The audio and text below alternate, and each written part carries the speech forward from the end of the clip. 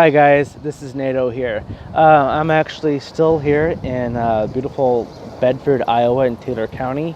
I had a meeting, well not really a meeting, I was at an event today with Iowa U.S. Senator Joni Ernst in Lenox, which is a short drive from here in Bedford, and it was a really great event. There's a couple of things I want to talk about dealing with Joni Ernst, and one is a bill she has introduced in the Senate called the Empowers bill, and the act. And here's the really cool thing about this: one of the problems that a lot of people have that are living on government assistance is that if they were to ever try to better themselves, to get off government assistance, they are punished. They are punished severely. They end up trying to go to work, incurring the cost of going to work.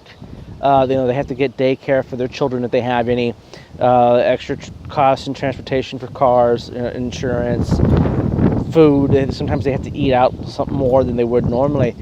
And by earning an income, they lose their benefits they were getting from not doing anything. And at the end of the day, they could end up bringing home $200 to $400 less a month by trying to work. And when you're trying to raise families, that's almost impossible. And she's trying to create a more of a scale, a gradient scale on this, so you're not losing all of your benefits all right at once. And that's a great thing, I think, not only for people of Iowa, but for everywhere. So I really want everyone to go and check this act out. It's Empowers Act through Joni Ernst. You can go to her website, and I will link that in the description below. But this is something that everyone should get behind. Also, on veterans issues, she is a former retired member of the Iowa National Guard, and she is the first female military veteran to serve in the U.S. Senate, and I believe she's the first female veteran to serve at the federal level for the state of Iowa. So she's got a couple of firsts here. So I mean, I really like who she is as a person, and I like a lot of the things that she's trying, because these are things that every Democrat should be pushing for.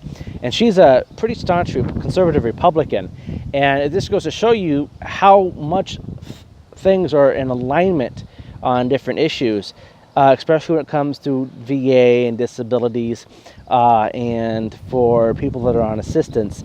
Everyone should want people to get off of assistance, because they're able to do more. They're able to lead better lives if you're able to earn an income versus getting the bare minimum of just bare existence on government assistance. So that's a big thing I'm going to be supporting. I talked to her a little bit about my plan on creating a Medicare Part C style plan for the VA. For people who are already on Medicare, which is a government administered program for the Original Part A and Original Part B. But it doesn't offer any vision, doesn't offer any dental, and it doesn't offer any drug coverage. A Medicare Part C plan is the government gives a private insurance company the premiums that you pay in on your Part B, and then they pay what the government does on your Part A to a private insurance company. But that private insurance company can also offer you vision, it can offer you dental, it can offer you drug plans. The original Medicare Part A and Part B do not cover without adding additional things to it. And I talked to her briefly about possibly seeing if this could work for the VA, and she is going to be looking into it. I think this would be a great step in moving to make the VA a lot more efficient and getting people the care and help that they need. Also, I talked to her a little bit about credit score use. And she's looking what I mean by credit score use is that your FICO score is used for many people across the country in determining your eligibility to rent an apartment. You're screened through your credit score for jobs. Your prospective employer can look at your credit score to determine if you're someone they want to hire or not. They also use it to determine your automotive insurance. Even if you have a perfect driving record, because you have a low credit score, it could significantly raise your rates for automotive insurance, making absolutely everything that you have to do just that much higher. And we could eliminate some of the financial burden on people, a lot of them who are on government assistance, by just changing this one part of the way things work, allowing people to escape being impoverished, allowing rates to be properly done by your own actions, your own problems, versus someone who is sick, someone who's just coming out of college and is $140,000 in debt because they got a master's degree in something and then try to go into a job market that wants a PhD for absolutely everything. It's really weird how entry-level jobs work. You have a BA for jobs that would have required just a BA 10 years ago, all require masters. A master's would have done plenty for 10 years ago, they want you to have a PhD. And these are entry-level jobs that are paying less than $35,000 a year, and they want you to have PhD and master's degree. Doesn't quite work for most people, especially if you're trying to get them out of school without being so far in debt. These are things that she's taking into consideration, and she listens. One of the things that people complain about as far as government officials is they don't listen. Joni Ernst and Senator Chuck Grassley do this 99 county tour every year. Grassley started it back when he became a senator in 1981, after the 1980 election, when he ousted former Iowa Governor Chet Culver's father, who was the senator for Iowa up until that point. They do this 99 county tour, and they talk to everyone in every county who comes. And sometimes these town halls aren't very big, but Senator Ernst stopped and talked to absolutely everyone who wanted to, and that's great. In fact, I don't know very many government representatives in any other state that do this. The congressional representatives for the 4 districts in Iowa also do this when the county is in their district. I wish every other state did this because they need to. And some states with bigger cities, they need to be breaking it down into different districts of the city, because this would make government a lot more efficient by having access to your members of government.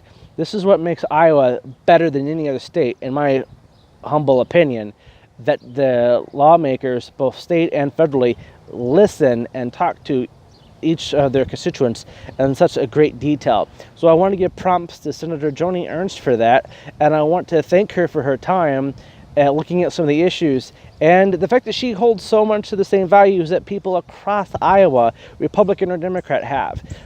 It's hard to say that she's just a conservative when so many people I know in the center and on the left of center have a lot of the same views that she does. So I think she's just a senator, not so much a Republican or Democratic senator. She's just a really good legislator, and I wish I had like 20 more of her to put around the country, because maybe we would get some more stuff done. She also, being known as being a really conservative Republican, has some collaboration with Massachusetts Senator most people on the right will call Pocahontas, but I honestly think that she's kind of a nice lady.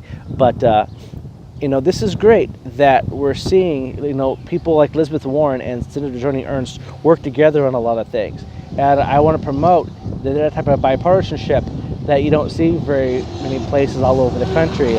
And so I want to thank Elizabeth Warren for her ability to work with our Senator Joni Ernst. And I want to thank Joni Ernst for being able to work with people who most people in the general public would never imagine being able to, working together with each other. So that's props to our government, our people who are in our government working together on different things. So that's cool. Anyway, guys, that's it. I'm not going to be able to go into all the details from the town hall today. I have more meetings with Senator Ernst coming up, and I'll try to do updates on those as they come in. Until next time, guys, from Bedford, Iowa, peace out.